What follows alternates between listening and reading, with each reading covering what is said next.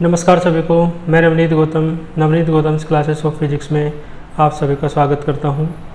BSc 5th semester quantum mechanics आप लोग पढ़ रहे हैं और क्वांटम मैकेनिक्स में आज हम पढ़ने वाले हैं एक नया टॉपिक जिसका नाम है डीजेनरेट आइगन स्टेट। ठीक है, और डीजेनरेट आइगन वैल्यू भी आप कह सकते हो या हेडिंग इस नाम से भी आप दे सकते हो कि डीजेनरेसी ऑफ आइगन स्टेट। ठीक है, तो कई तरीके से आपसे पूछ सकता है। तो आइए देख लेते हैं। देखो क्या है, देखो कोई ऑपरेटर है, मान लो ए कैप है। ठीक है, फॉर विच जिसके लिए देखो ऐसा है, ये ऑपरेटर ऑपरेट कर रहा है किसी एक वेव फंक्शन साई1 को। ठीक है, तो आपको ये रिलेशन तो पता ही है कि जब ऑपरेटर ऑपरेट करता है किसी फंक्शन को तो फंक्शन रिप्रोड्यूस हो जाता है, वही फंक्शन आ जाता है, लेकिन वो मल्टीप्लाई होकर आता है किसी एक कांस्टेंट के द्वारा। ठीक है, ये तो मैं पढ़ा चुका हूँ आपको। ये आपका ऑपरेटर है, ये फंक्शन आपका आइगन फंक्शन कहलाता है और ये वैल्यू आपकी आइगन वैल्यू कहलाती है और ये पूरी इक्वेशन आपकी आइगन वैल्यू इक्वेशन या इक्वेशन ऑफ आइगन वैल्यू कहलाती है। ठीक है, तो ऐसे ही ये फंक्शन सेम मिलेगा आपको, लेकिन उसके बाहर क्या मिलेगी, एक कांस्टेंट मिलेगा जिसे आप आइगन वैल्यू कहते हैं। ठीक है, या आइगन स्टेट भी जिसे आप कह सकते हो। ठीक है, ठीक इसी प्रकार इसी ऑपरेटर ने एक दूसरे फंक्शन को भी ऑपरेट किया जिससे आपने क्या माना, साई2 माना, तो फिर साई2 तो मिलेगा, लेकिन बाहर जो कांस्टेंट मिला या बाहर जो आइगन वैल्यू मिली वो वही मिली है ना जो पहले थी। ठीक है ना, जब साई1 को ऑपरेट किया तब भी वही वैल्यू, जो आइगन वैल्यू मतलब तब भी वही है। जब साई2 को ऑपरेट किया इस ऑपरेटर ने तब भी आइगन वैल्यू वही है। और ऐसे करते करते कितनी सारे फंक्शन आपने लिए, मैंने माना n फंक्शन को ऑपरेट कराया आपने ए कैप जो ऑपरेटर है इसके द्वारा, साई n को ऑपरेट कराया तब भी आइगन वैल्यू कितनी मिली, a मिली। ठीक है, तो इसका मतलब है जब ऐसा हो जाए कि एक ऑपरेटर आपने कोई लिया और अलग अलग फंक्शन को ऑपरेट कराने पर भी आपको जो आइगन वैल्यू है वो सेम मिल रही है। ठीक है, तो देखो यही बात लिखी है ना, ऑल दीज आइगन फंक्शंस, ये सभी जो आइगन फंक्शंस हैं, चाहे साई1 हो, चाहे साई2 हो, साई3 हो, और ऐसे करते करते लास्ट वाला चाहे साई n हो, ये सभी क्या रखते हैं, सेम आइगन वैल्यू रखते हैं। कितनी रखते हैं, a। ठीक है ना, सभी की वैल्यू कैसी है, आइगन वैल्यू सेम है। तो इस केस में जब ऐसी कंडीशन बन जाए, ये जो आइगन वैल्यू आपको दिख रही है ना, दिस आइगन वैल्यू, ये जो बार बार मिल रही है a, इसे ही आपका कहते हो डीजेनरेट आइगन स्टेट। ठीक है, हेडिंग लिखिए ना, डीजेनरेट आइगन स्टेट या डीजेनरेट आइगन वैल्यू। तो ये जो आइगन वैल्यू आपको अलग अलग फंक्शन से सेम आइगन वैल्यू जो मिल रही है, यही आपके क्या कहलाती है, डीजेनरेट है ना आइगन स्टेट कहलाती है या डीजेनरेट आइगन वैल्यू कहलाती है। क्लियर है। और ये जो प्रॉपर्टी है ये कहलाती है degeneracy of eigen state. Heading दूसरी क्या लिखी है, डीजेनरेसी ऑफ आइगन स्टेट। इसलिए क्या लिखा है, ये जो प्रॉपर्टी है ना आइगन वैल्यू की या आइगन स्टेट की, इसे कहते हैं डीजेनरेसी। तो आइगन स्टेट की आइगन वैल्यू की कौन सी प्रॉपर्टी है, इस प्रॉपर्टी को क्या कहते हैं, डीजेनरेसी। क्लियर है। और देखो the number of eigen functions related to degenerate eigen state. देखो यहाँ पे आप खुद बताओ, मैंने कितने फंक्शन माने, n माने ना, तो यानी डीजेनरेट आइगन वैल्यू या डीजेनरेट आइगन स्टेट जो a है उससे रिलेटेड जो आइगन फंक्शंस है उनकी संख्या क्या कहलाती है, डिग्री ऑफ डीजेनरेसी। ठीक है, यानी ए कितनी बार मिल रहा है आपको, कितने आइगन फंक्शन के साथ मिल रहा है, n आइगन फंक्शन के साथ मिल रहा है, तो डिग्री ऑफ डीजेनरेसी कितनी होगी, n होगी। 4 आइगन फंक्शन के साथ मिलेगा वही आइगन वैल्यू, तो डिग्री ऑफ जेनरेसी कितनी होगी, 4 होगी। इस तरीके से समझ गए। तो डिग्री ऑफ डीजेनरेसी आपसे पूछ ले, डीजेनरेसी ऑफ आइगन स्टेट पूछ ले, है ना, डीजेनरेट आइगन स्टेट या आइगन वैल्यू आपसे पूछ ले, तो यही आपको करके आना है। ठीक है, और इस एग्जाम्पल में जो मैंने दिया, ये डिग्री ऑफ डीजेनरेसी बताओ कितनी है भाई, आइगन फंक्शंस कितने हैं जो उस आइगन स्टेट a से रिलेटेड हैं, n तो है, तो डिग्री ऑफ डीजेनरेसी कितनी हो जाएगी, n हो जाएगी। आई बात समझ में।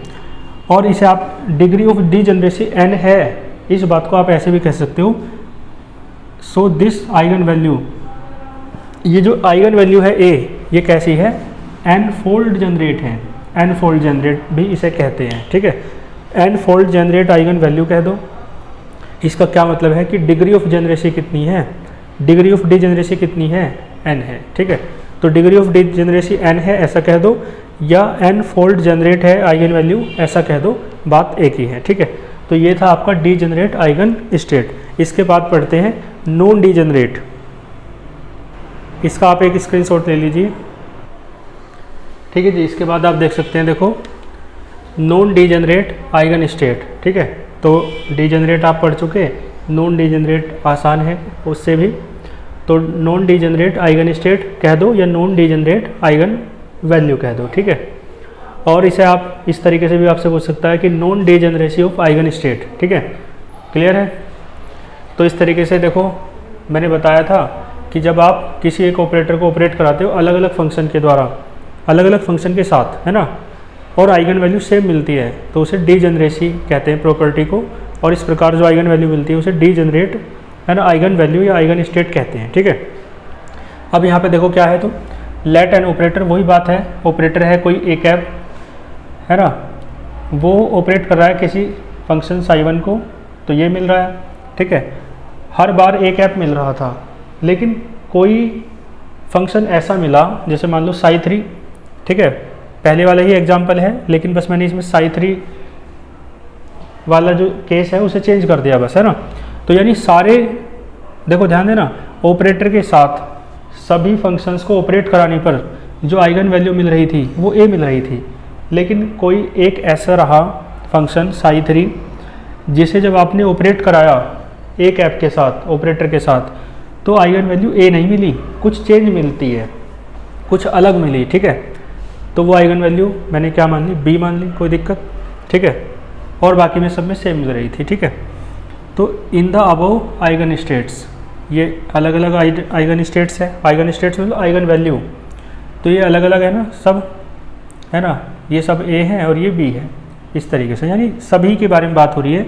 सभी आइगन स्टेट्स में यदि आप नज़र डाल के देखोगे तो ये जो ये वाला है B, one eigen state B, eigen state मतलब आइगन वैल्यू, है ना, आइगन स्टेट जो एक आपको दिख रही है कौन सी, बी वाली, ये रिलेटेड है किससे, साई3 वेव फंक्शन से, है ना। तो which is related to a specific wave function, जो एक विशिष्ट तरंग फलन से संबंधित है। ठीक है भाई, स्पेसिफिक ही हुआ है वो वेव फंक्शन, क्योंकि सारे वेव फंक्शन तो सिमिलर हैं। कैसे सिमिलर हैं, साई1, साई2, साई4 ऐसे करते करते साई n तक, ये तो सारे इस टाइप के थे कि उनसे जो आइगन वैल्यू मिल रही थी वो तो ए मिल रही थी, वो सारे इस टाइप के थे ना, यानी सब एक तरफ, है ना, एक जैसा रिजल्ट दे रहे थे। लेकिन ये वेव फंक्शन कुछ इस टाइप का निकला कि इसने रिजल्ट अलग दिया, तो स्पेसिफिक हुआ ना। स्पेसिफिक कौन होता है, स्पेसिफिक यानी विशिष्ट, है ना, जिसमें एक विशेष बात हो जो सबसे अलग हो। तो ये वेव फंक्शन जो है स्पेसिफिक है और ये रिलेटेड है किससे, इस आइगन स्टेट बी से, साई3 आइगन स्टेट बी से तो रिलेटेड है। ठीक है, तो ये जो above states, above eigen states में आप देख रहे हो एक आइगन स्टेट बी है जो एक स्पेसिफिक वेव फंक्शन से रिलेटेड है। इस टाइप की आइगन स्टेट को ही आप क्या कहते हो, नॉन डीजेनरेट आइगन स्टेट। समझ गए ना, नॉन डीजेनरेट क्या है, तो इसका मतलब जिनकी वैल्यू, जो आइगन स्टेट फंक्शंस के साथ ऑपरेट हो रहा है, ऑपरेट कर रहा है कोई ऑपरेटर के फंक्शन, अलग अलग फंक्शंस को, और वैल्यू, आइगन वैल्यू सेम आ रही है, तो जो सेम वाली है वो तो है डीजेनरेट आइगन वैल्यू या आइगन स्टेट, और जो अलग वाली है ना, ये जो अलग है ये है नॉन डीजेनरेट आइगन वैल्यू या नॉन डीजेनरेट आइगन स्टेट। आई बात समझ में।